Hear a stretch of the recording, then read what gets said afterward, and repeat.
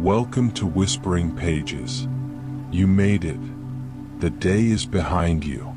And you chose to end it here, without a scream, without the scroll, without the noise. That choice matters more than you might think. Before we begin tonight, let's arrive fully. Notice where you are right now. The texture of the sheet beneath your hands. The temperature of the air on your face. The particular quality of quiet in this room. Maybe it's complete stillness, maybe it's the hum of something in the background, maybe it's the sounds of the house settling in tonight. Just notice it.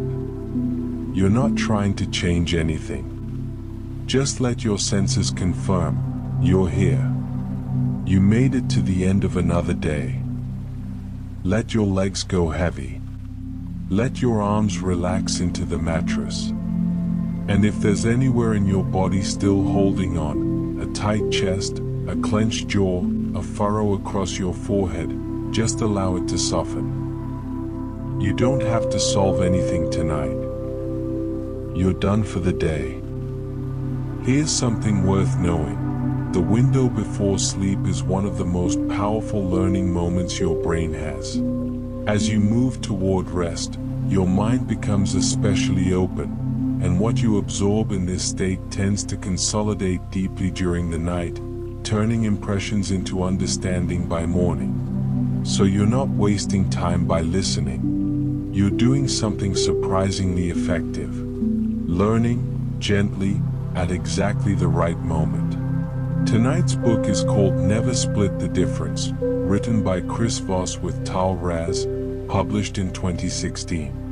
Chris spent over 2 decades as the FBI's lead international hostage negotiator.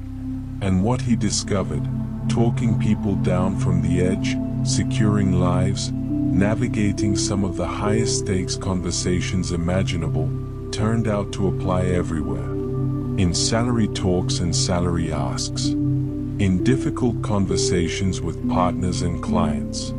In the moments when someone has something you need, and you have to find a way to make it work. So let's begin. Get comfortable. Close your eyes if you'd like. And let's whisper through this one together. Let's start with a story. It's 1998, and Chris Voss is sitting at a table at Harvard Law School, enrolled in a negotiation course alongside lawyers, business executives, and seasoned diplomats. He has no law degree, no MBA. What he has is a decade of experience talking kidnappers into releasing hostages. He's handled bank robberies, international abductions, standoffs that lasted days. And yet, when it comes time to practice the negotiation techniques Harvard teaches, the rational, analytical, get-to-yes approach, he keeps losing to the law students. He can't figure out why, until slowly it dawns on him.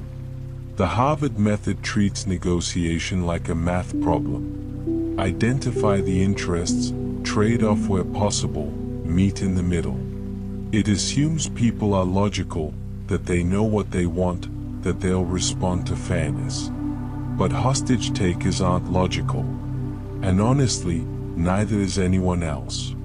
Not when they're scared, or proud, or under pressure, or nursing a grievance they haven't said out loud. Chris's insight, the core of this entire book, is that humans are emotional first and rational second. That most negotiation fails not because of a lack of information or logical arguments, but because people don't feel heard. And when people don't feel heard, they dig in. They resist. They say no. His approach is something he calls tactical empathy. Not sympathy, not agreeing with someone or feeling sorry for them. Empathy in the technical sense, understanding what the other person is feeling and naming it out loud so they know you see them. This single shift changes everything. Before he was an FBI negotiator, Chris was a street cop in Kansas City.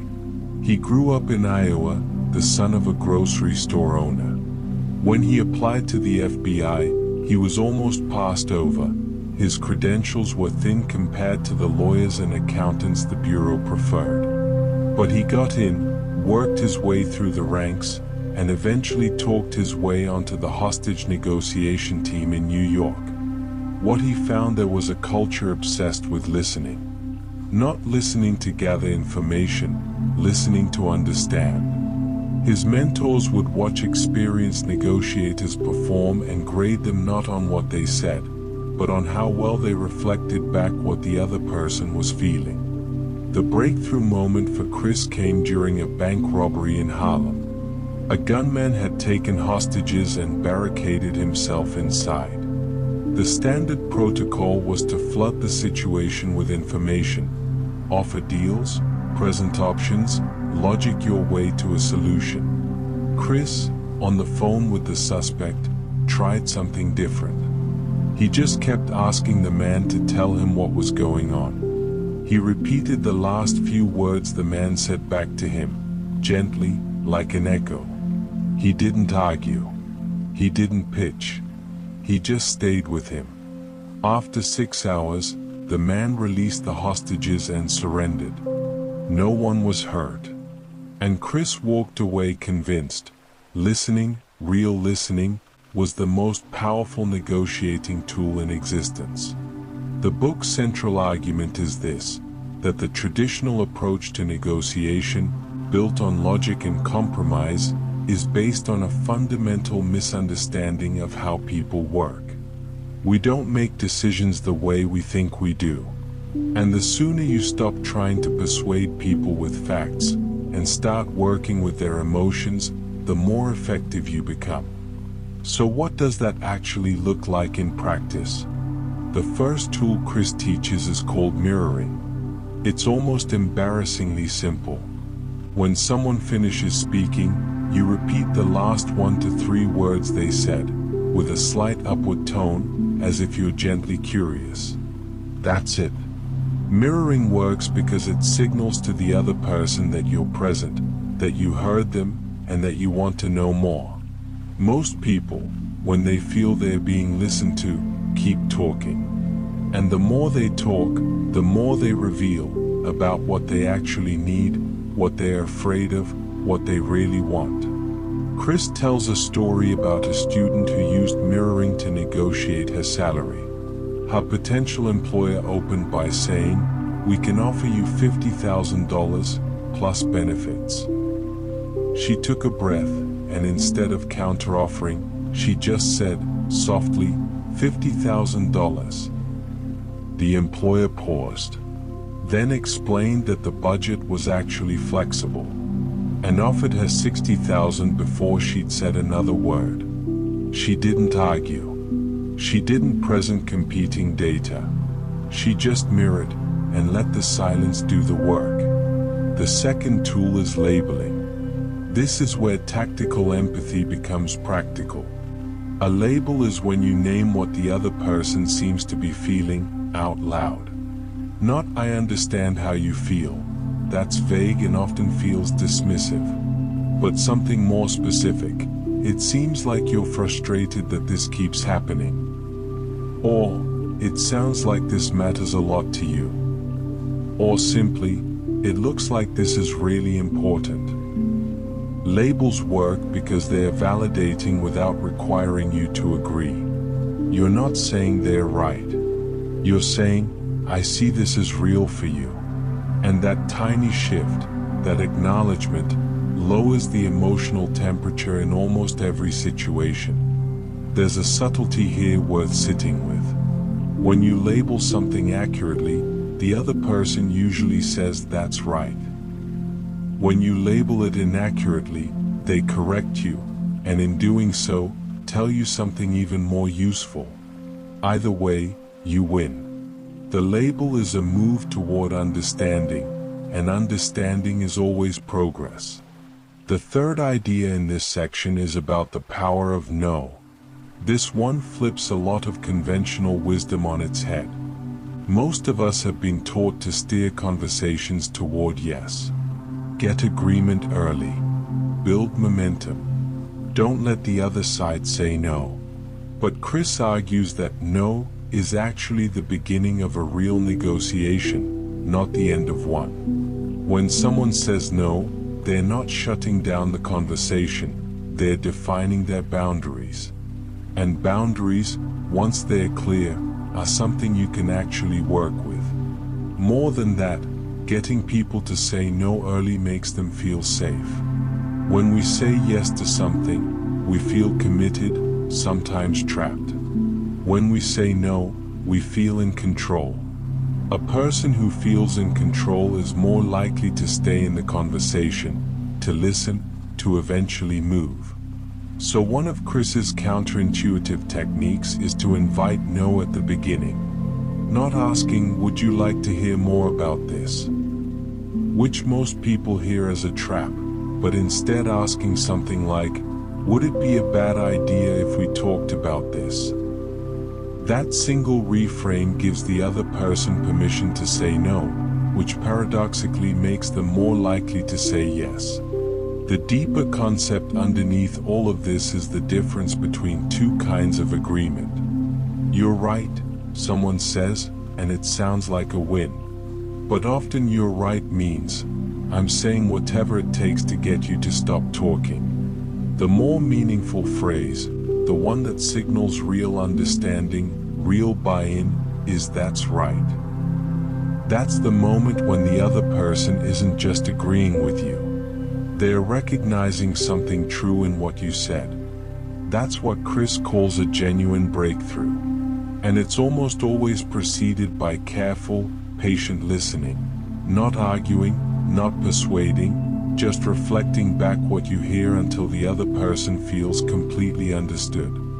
One of the most powerful chapters in the book is about something Chris calls bending reality, and it's grounded in a deep understanding of how human beings actually make decisions. The foundational insight here comes from behavioral economics. We are not rational actors. We're loss-averse. Studies consistently show that the pain of losing something feels roughly twice as intense as the pleasure of gaining something equivalent. This means that how you frame an offer, what someone stands to lose versus what they stand to gain, matters enormously, even when the math is identical. A negotiator who understands this stops pitching benefits and starts talking about what the other side might miss out on if the deal doesn't happen. It's not manipulation, it's speaking the language of how brains actually process risk. Another critical concept in this section is what Chris calls anchoring. The first number stated in any negotiation tends to set the frame for everything that follows. Research shows that even an extreme anchor, one that seems almost absurd, pulls the final outcome significantly in that direction. The way to counter an anchor isn't to pretend it doesn't exist. It's to acknowledge it directly, pause, and say, I appreciate that. Let's talk about what would actually make this work for both of us. Chris also talks about the danger of the word fair in negotiation. People use fair as a weapon to make you feel guilty, to put you on the defensive. If someone says, I just want what's fair, the instinct is to capitulate, to prove you're reasonable. Chris's advice, don't. Instead, pause and say, I'm happy to talk about what feels fair. What do you think makes something fair in a situation like this? Return the question. Put the burden of definition back with them. Now we get to calibrated questions, and this might be the single most actionable tool in the entire book. A calibrated question is one that starts with how or what. Never why. Why makes people defensive, like they're being interrogated. But how and what questions are open-ended in a way that forces the other person to think, to problem solve, to engage. And when people engage with your problem, they unconsciously become invested in the solution. The most powerful calibrated question Chris teaches is, how am I supposed to do that? Not I can't do that. Not that doesn't work for us. Just, how am I supposed to do that? This question does something remarkable. It expresses your limits without aggression. It invites the other person to solve your problem. And it creates a dynamic where you're working together rather than against each other. He tells the story of a student negotiating her salary. She'd received an offer that was lower than she needed. Instead of counteroffering or making demands, she just said, "I'm really excited about this opportunity. How am I supposed to accept an offer that's 30% below what I need to live on in this city?" The hiring manager, suddenly invested in solving her problem rather than defending a number, revised the offer on the spot. She ended up with $31,000 more per year. The beauty of calibrated questions is that they feel collaborative. You're not fighting. You're asking for help understanding. And people who feel asked rather than pushed tend to give far more than people who feel cornered. Chris extends this to what he calls black swans, the unknown unknowns of any negotiation. Black swans are the hidden facts, the private pressures, the unspoken constraints on the other side that you can't discover through research, only through face-to-face conversation. The seller who needs to close before the end of the fiscal quarter. The manager whose boss set the salary cap without room to negotiate. The person who needs a yes today because of something that has nothing to do with the deal itself. Most negotiators plan their strategy from a distance and execute it in the room. Chris argues that the most valuable thing you can do in the room is stay curious. Keep asking how and what. Keep listening for things that don't quite add up. Because when something feels irrational, when the other side seems to be saying no for no reason, it almost always means you're missing a black swan. And one black swan, discovered and used, can change the entire shape of a deal.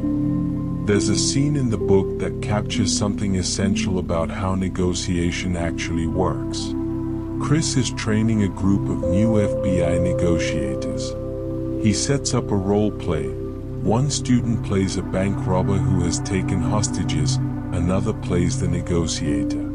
The student playing the negotiator comes in immediately with offers and information and logic, trying to persuade the bank robber to let the hostages go. The bank robber digs in, gets hostile, shuts down. Chris stops the exercise. "What do you notice?" he asks the group. Someone says, "The negotiator talked the whole time. He never actually listened to what the bank robber wanted." Chris nods. You can't negotiate with someone who doesn't feel heard. Get them talking. Stay with them. Let them feel understood. The deal comes later.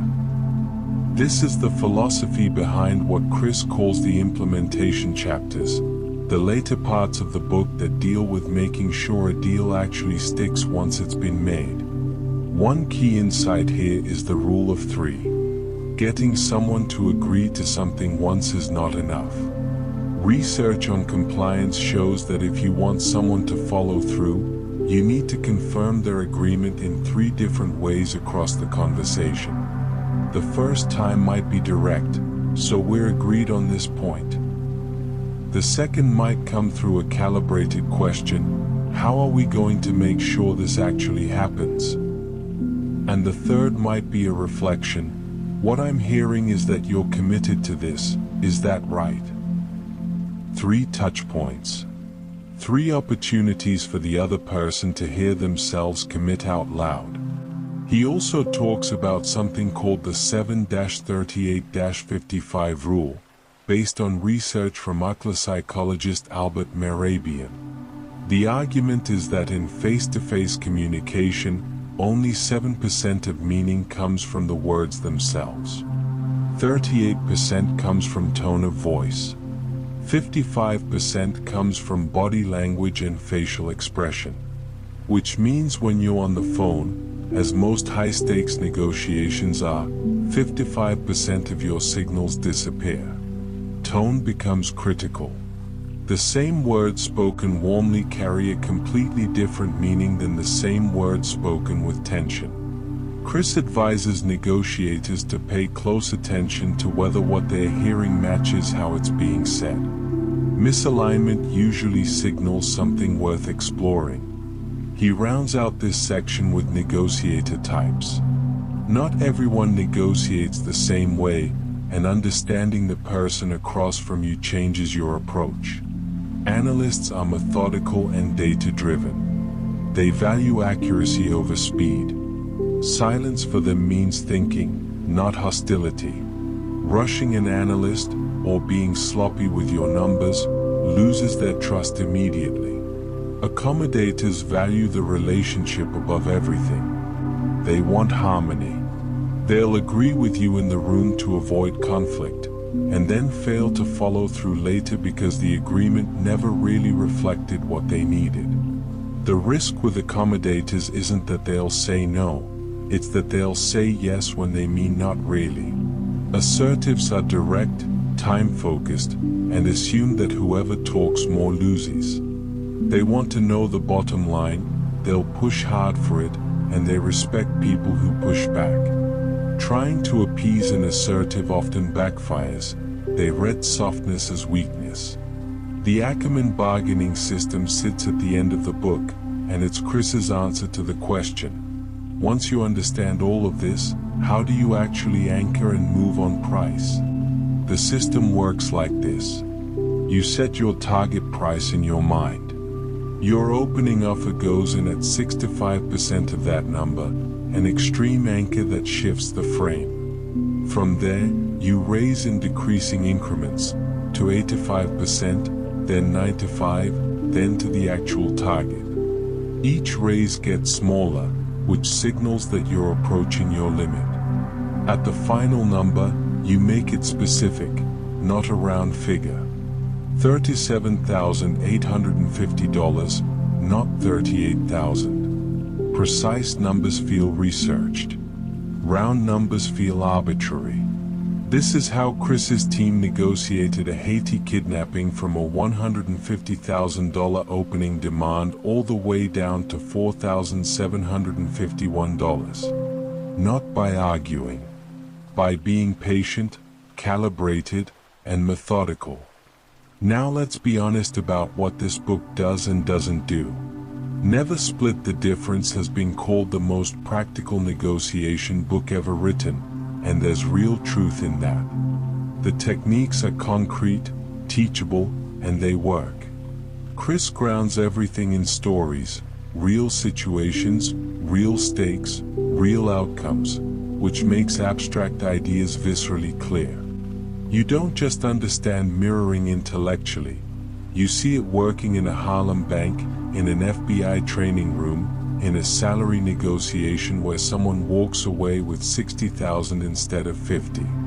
If you've read Getting to Yes by Fisher and Huey, the classic Harvard negotiation text, you'll notice that Chris is writing in direct response to it.